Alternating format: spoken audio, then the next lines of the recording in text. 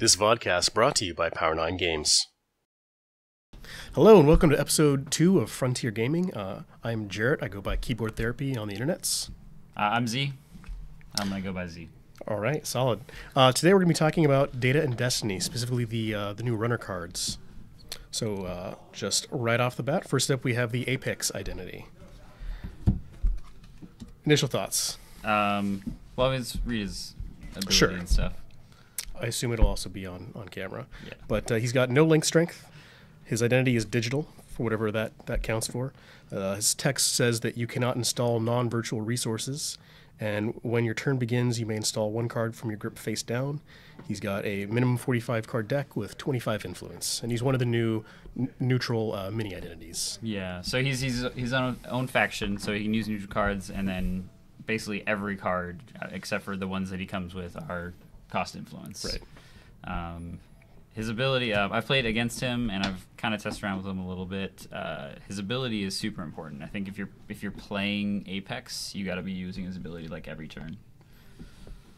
I think that's fair, and it's interesting. I think that you've sort of come around on him, but we have different opinions as to what he can do. I think that he's super strong, and I have limited play experience with him, but for me, he seems like he's very limited in what he can do. What he can do is he's great at it, Yeah. but he doesn't have a lot of dynamism to go back and forth. For sure, and I think what'll happen is he'll see some play, and then people will be like, oh, I just need to ice up my centrals, and Sure. you shut him down.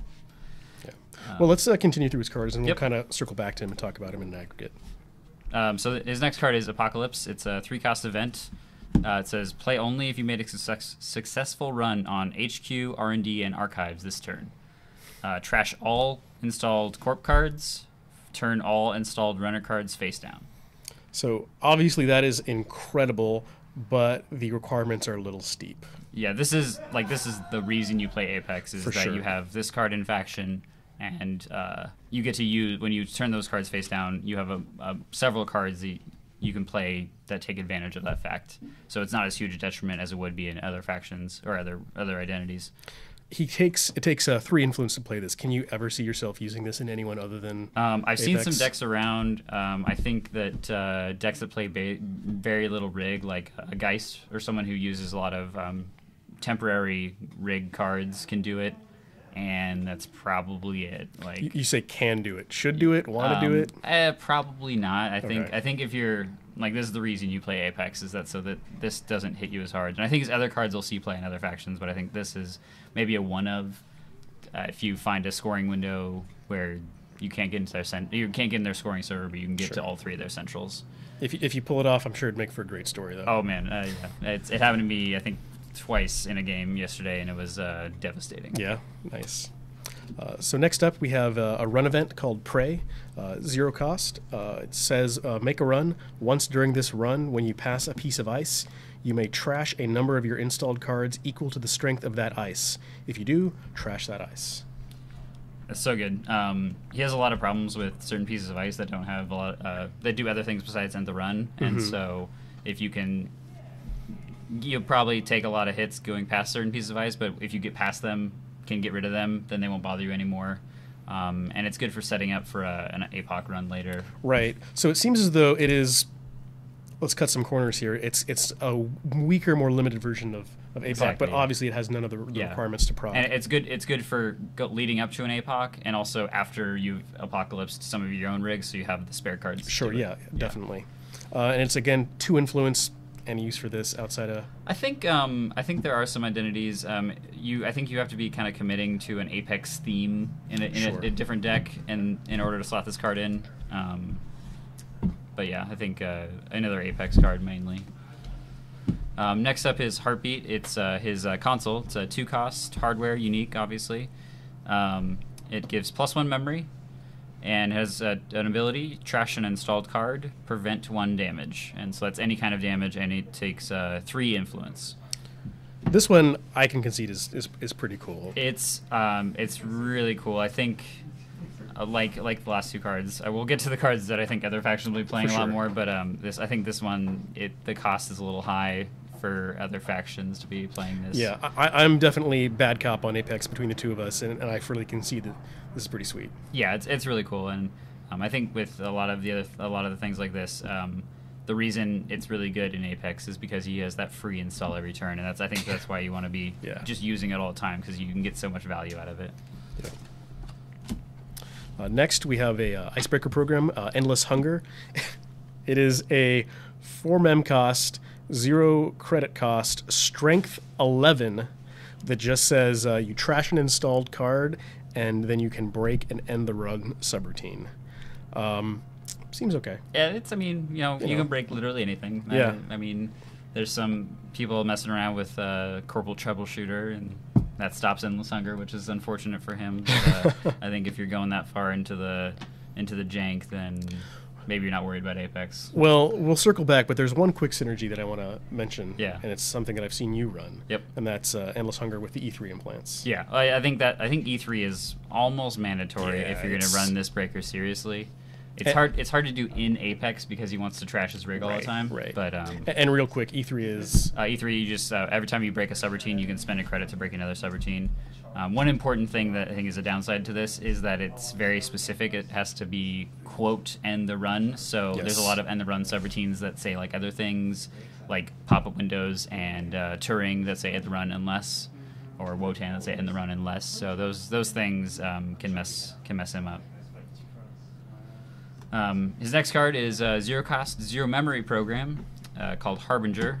It just says when this program is trashed, install it face down instead of adding it to your heap. So this is just cheap program, fuel for and it's 1 influence. So if you're playing some of these cards other places, like I have a deck and that's playing both Endless Hunger and Harbinger, and it's basically just an auto include if you're playing Endless Hunger, I think. For sure. Next, we have Hunting Grounds as a virtual resource, 2 cost. Once per turn, prevent a when encountered ability on a piece of ice, and you can trash it to install the top 3 cards of your stack face down. That seems pretty good. It's only 1 influence too. That, so that is, man. Paying $2 to ignore when encountered in a lot of factions, I think is I think it's film critic-ish in its value I think to other factions. How much of this do you think we're going to see outside of Apex? Because to me, this card seems... Yeah, I unfortunately, I keep trying to slot it in, and 1 influence in these days is pretty tough to get in. That's fair. Man, I don't know. If you think about it, you're playing this if you're worried about data ravens and toll booths. Yeah. And God, it's so good. That's it, but it's pretty impressive. I totally get what you're saying about the 1 influence, but I think I think you'll find room for it. Yeah. Next up is Wasteland. It is another 2 cost resource. It's location and virtual. It says first time an installed card is trashed. Sorry, the first time each turn you trash one of your installed cards, gain 1 credit. Sorry about that. It's really good. Obviously makes a lot of sense in Apex. It also has some value in other places. I was messing around with it in Geist because he's trashing Geist and some Shapers. They're trashing a lot of cards on both players' turns, so it's actually a pretty good economy card. It's 1 credit for every time you trash a card. If you get a couple of these out, you can make a lot of money in some decks. Right. And it would stack with Aesop's Spawn Shop as well. Yeah. So if you're doing that whole thing, it could be pretty good. Yeah, and it's 2 influence again. Yeah, 2 influence. Yeah, it seems solid. I'll give it a B. Yeah. So real quick, let's take a minute and talk about Apex as a whole, both his identity and then what kind of cards we can take out of faction. Again, my problem with Apex is his limitation that he cannot install non-virtual resources. Yeah. Which he himself is replete with virtual resources, but you're going to find that a lot of the core runner cards, he can't take them. And he does have almost, I don't want to say a credit-less economy, but certainly a credit-light economy. Yeah. Like there's a lot of obviously internal synergy with his set. And maybe it's just my playstyle preference, but yeah, I can't see myself running him. One major problem he has, and some runners have this where they run really economy light, is that resource heavy corpse can be problems. So obviously your answer to that is APOC, but if you can't get it off, or if they're planning on it, it's gonna be hard to get off. And I think that you're right. The biggest problem with him is that he can install non-virtual resources, which limits his deck building a lot. Sure. And then if you add on to that he's actively trying to destroy his own rig, that prohibits a lot of card includes that you would normally want in something like this that's trying to be kind of fast and pressure the corp a lot. But you have seen him used to good effect, and at Worlds, if memory serves, there were a number of people there that were quite high on him. Yeah, I think I talked to some people at Worlds, and they were very excited about him, mostly because he's just so interesting to see. He's to play. Super cool. Like he has maximum style points. Yeah. I cannot take that a ton of flavor and a ton of style, and very cool. So outside of the Apex identity himself, let's talk about your Katie deck actually. Yeah, it's actually I have a Haley deck. Running Endless Hunger, Harbinger, and then some other E3 and then Replicator. And so basically using Haley's ability to just put a ton of cards on the table, and then Apex's programs to trash those cards for his breaker, and then the value is you're not limited by Apex's identity, and you have access to all of the Shaper cards. It seems super strong, and I haven't played it since you've tweaked it, but from what you've been explaining to me, it seems like it also runs quicker than a lot of the standard. The usual problem with Haley and some Shapers, except for like Pre-Vacate, is that they're slow because they want to build a rig, and so Haley's rig is very fast to build because it's all very cheap hardware that gets replicated out, and you're using her ability to basically get extra clicks. And instead of installing cards with Apex's ability, you're installing cards with Haley's ability, and you just get access to stuff like that. And I think other identities can play it too. They probably have to bring more of the Apex stuff to get cards on the table so they can trash them. Well, Apex is again just an amazingly cool identity. He brings some other tools and tricks that other runners can use. But let's talk about the next guy. Yeah. So next up is Adam. He is a compulsive hacker. He's a Bioroid identity, and his text is: you start the game with 3 different directive cards installed. These cards are not considered part of your deck. He's got a 45, 25, and 0 link. And just right off the bat, I think it's so cool that they're introducing runners that are... It's really cool. Yeah, like Apex and Adam, who are just AIs, actually. When I first saw Apex, I thought he is still super cool, but I sort of have reversed my opinions on both Apex and Adam. When I first saw Adam, I wasn't that sold on him. He has, again, a lot of more literal restrictions than Apex. He has these directions that say you must do this. Yep. After seeing him played a number of times, though, I think, again, personal opinion that Adam is for reals. Let's get into the directives. Absolutely. First up, we have safety first, and it's a virtual resource with a directive subtype, and again, you just start with this in play. Your maximum hand size is reduced by 2. When your turn ends, draw 1 card if you do not have cards in your grip equal to or greater than your maximum hand size.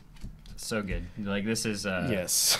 This is the one that you want to leave on the table. Absolutely. I think the other 2 you might trash later, but this is the one I think you're going to want to have the whole game.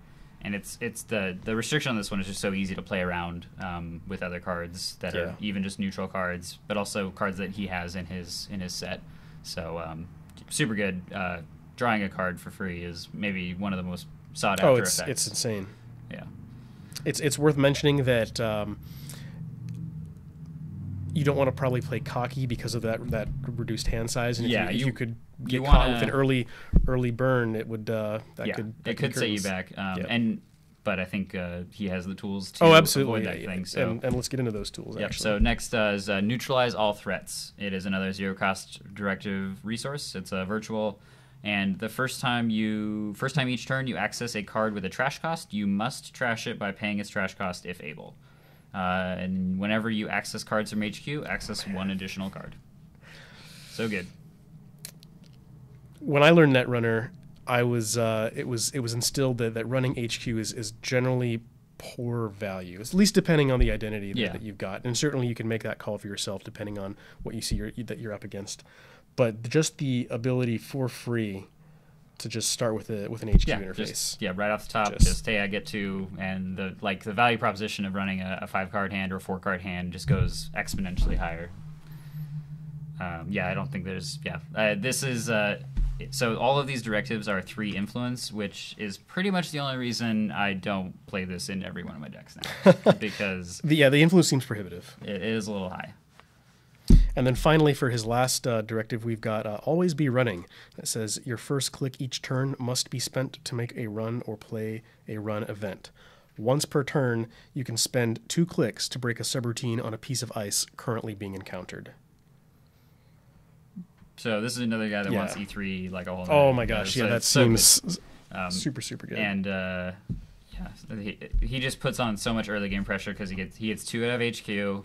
He can break whatever ice you put in front of HQ. Yeah.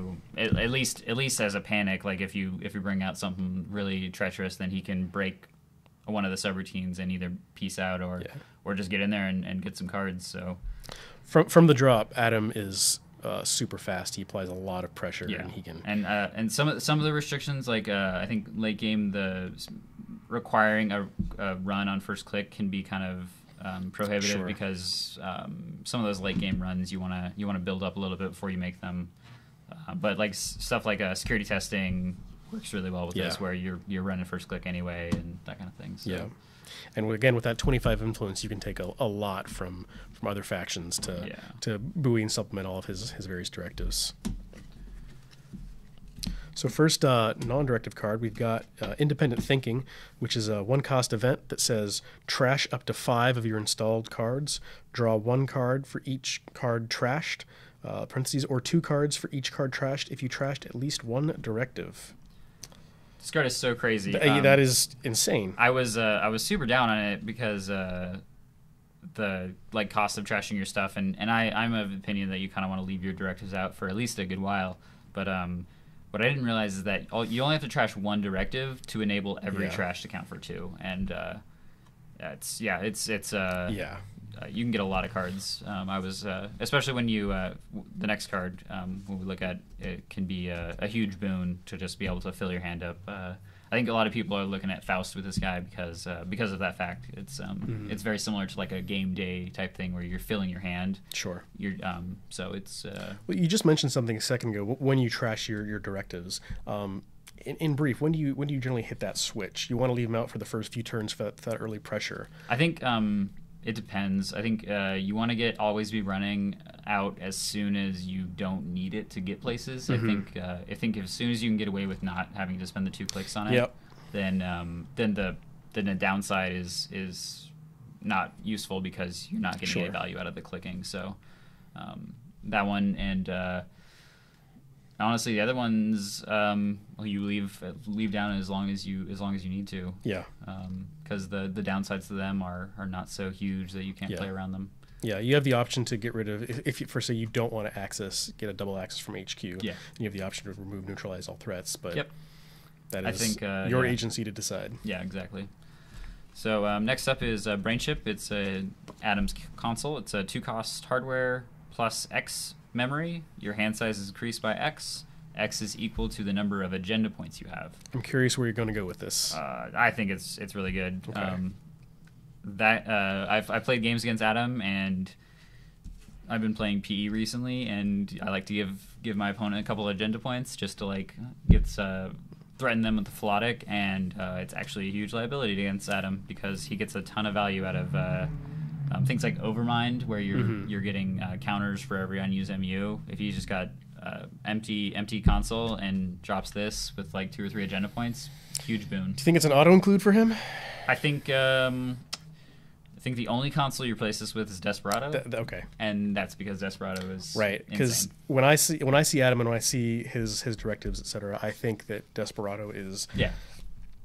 I'm not going to say that Brainchip is not good. Yeah. But when you compare the two, personally, I think I'd be going Desperado. Yeah. It's 3 influence, which is a little high, but I think the factions that want this kind of memory increase or hand size increase, can justify the influence cost on this card. So I think it'll see some play for sure.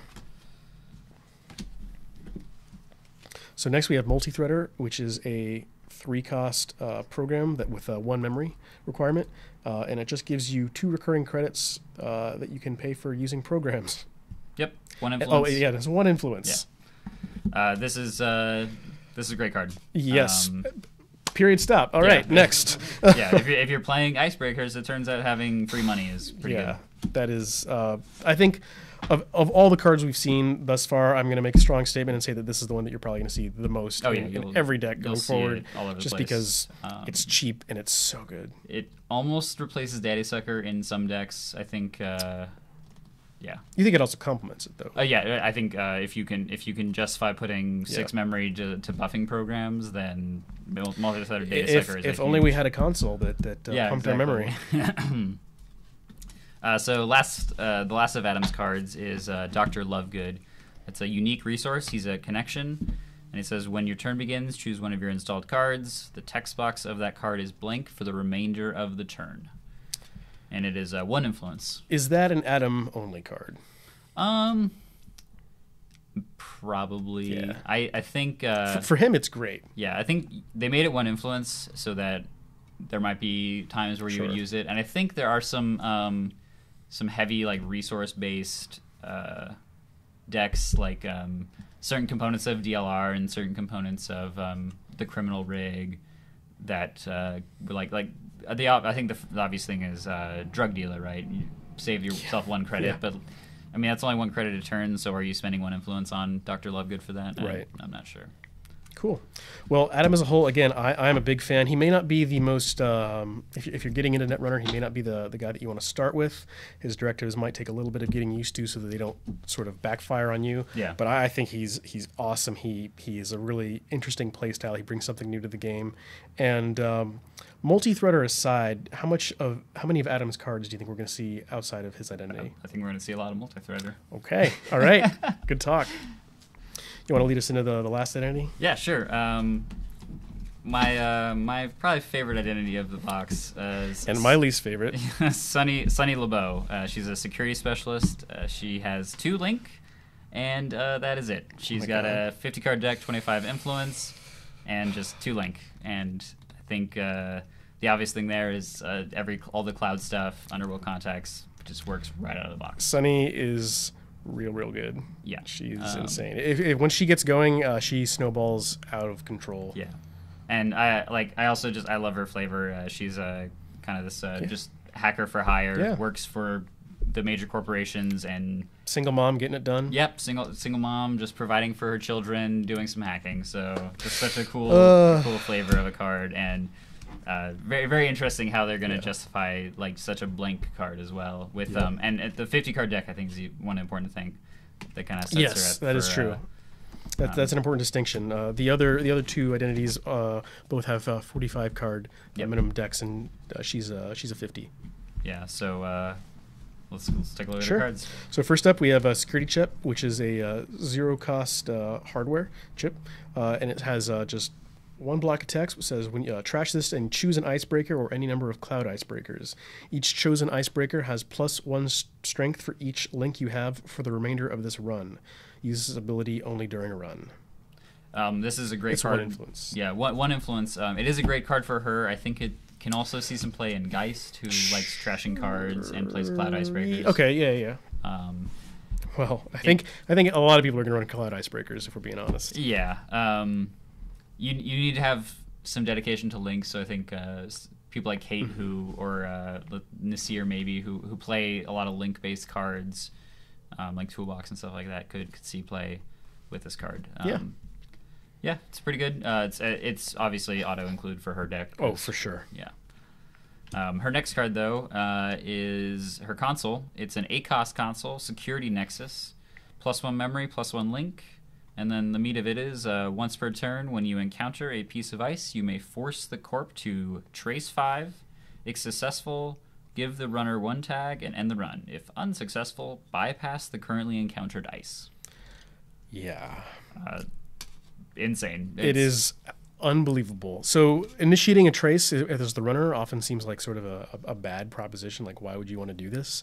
By the time you have Security Nexus out on the table and you're starting to initiate those traces, the corp is just losing money. My gosh. Basically, if they try to fight it, and then they don't fight it, and you just get to ignore a piece of ice every turn. And that feels real bad. It feels awesome when you're playing as her. A lot of things that would normally catch the runner off guard, like surprise archers, toll booths that might. Sunny's breakers actually have a hard time fighting toll booths, and you're just like, I'm gonna ignore that. Yeah. Security Nexus is insane. Do you think it has any play outside of Sunny? I think it does. Obviously, you need to play a lot of Link, so I think Sure.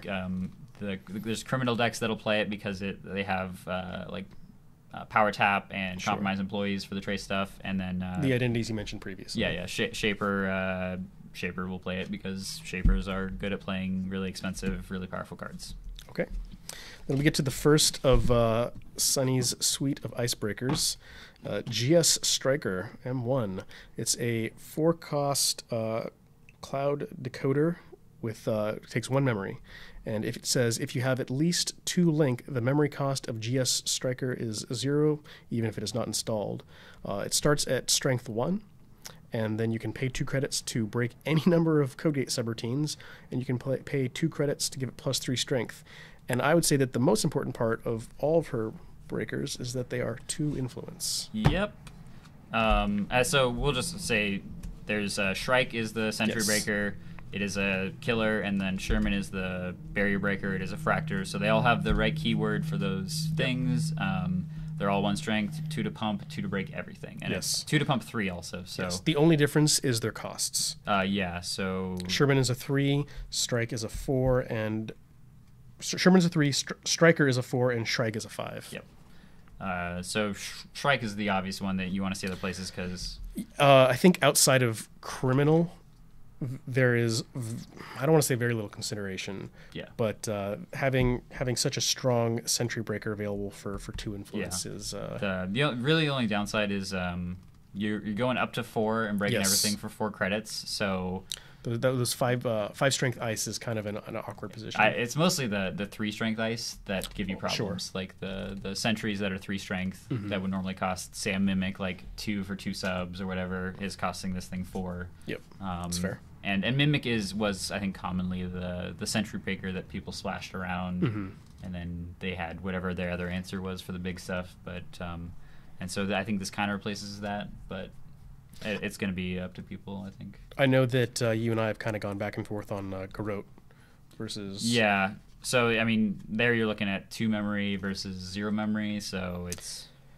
I think that it depends on the deck, although Yeah. I have been running Shrike, and I'm kind of liking it. Yeah, it's pretty good. I've seen it around a whole bunch, and I've been playing it a whole bunch, so it's pretty good. The other ones are obviously really good. I think you're not playing them outside of Sunny too much because you already have access to Corroder, and then all of the Shaper Codegate breakers are all incredible, so it's hard to... They make a lot of sense against the really big stuff, but I think no one's playing those late games. And we'll probably talk about this a little more. I feel like once Sunny gets set up and rolling, there's almost nothing you can do to stop her. And but that's if you why can her sneak breakers- in under before she gets her full setup going, I think that's kind of where she struggles. So talk to me about Global Sec Security Clearance. Yeah, so this is a 2-cost virtual resource. Install only if you have 2 Link, so Apex is so sad.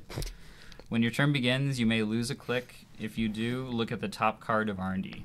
Robots don't have feelings, Z. He's still sad because he can't. That's get Link, fair. really. This is and he would love this card. Man.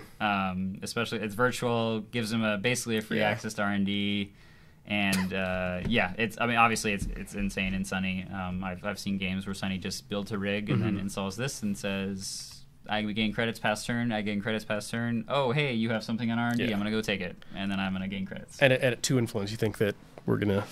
I think we will. I think it makes a lot of sense in a lot of places where you're trying to get that headlock going. Adjusted chronotype solves your click problem.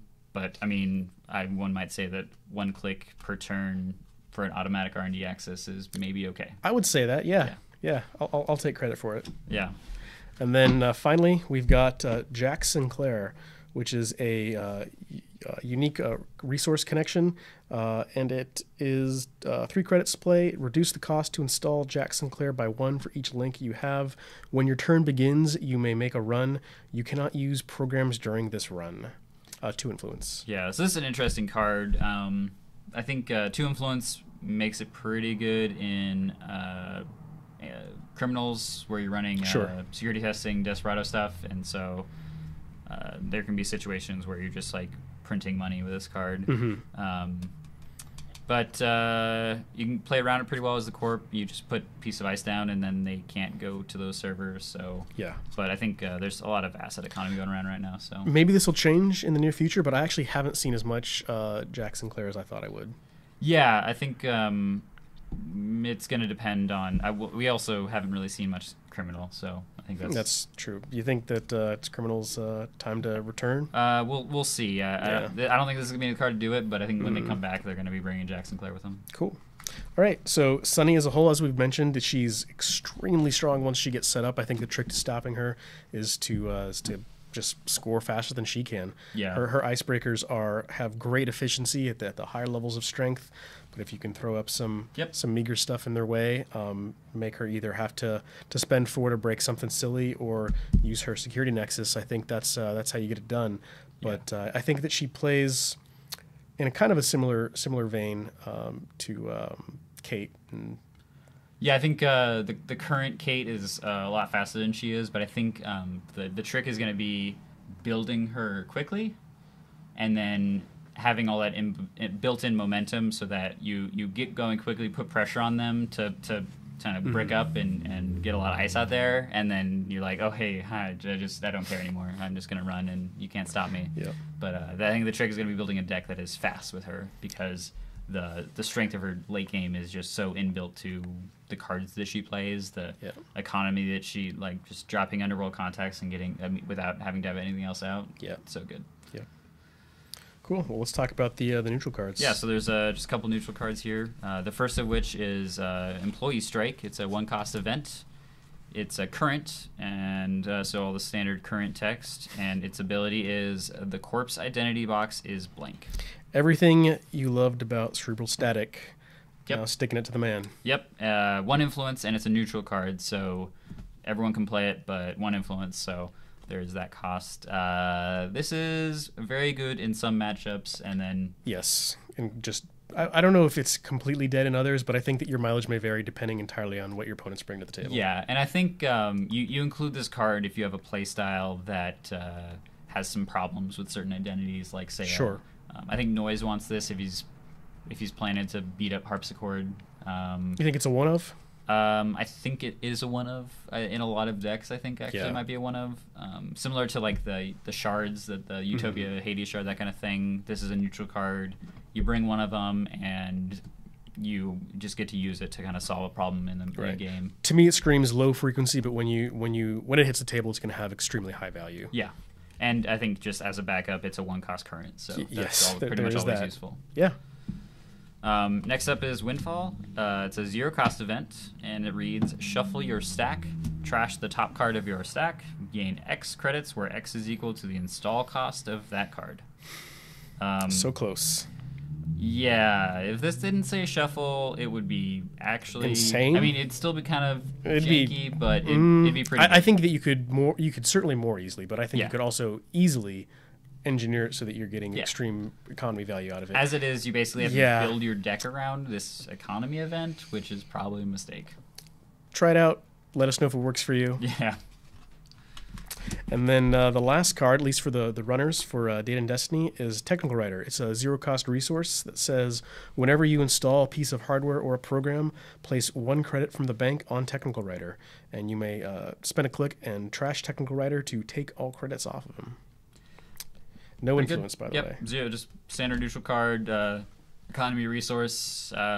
Obviously very good in people who are trying to install a lot of programs. Sure. I will say that I've tried playing this card, and if I think runners that want to build a big rig want to do it as quickly as possible so they don't lose, and if you don't draw this, you can't use it, and then it's a dead card basically. So I've actually taken it out of some decks, like a replicator deck that I had. I actually just took it out because if it's not in my opening hand, it might as well not be in my deck. Yep, I agree. So the cards we're already seeing right now are obviously Multithreader and then Sunny's Ice, again, especially Shrike. Yeah, her Icebreakers. I think some of Apex's cards are going to see some play. The resources mainly, but the Breakers, I think, are going to make some interesting decks. Yeah, it is. I'm excited to see where that's going. You think there are any sleepers in here that have yet to be we get to see their full impact? I think we're gonna see people play Adam's directives at a faction, and it's gonna be really interesting. That's gonna be cool. Yeah. I think Security Nexus is gonna see its way as like I hope not into other decks. I hope not. People are just gonna get a ton of value out of it. I think there's if you're building a deck that puts a lot of link on the table for whatever reason, that it's gonna be a really good card. So great. Well, thanks for tuning in, guys. If you have any questions or comments, please post them below. Feel free to like us on Facebook, follow us on Twitter. Yeah. See you guys next time.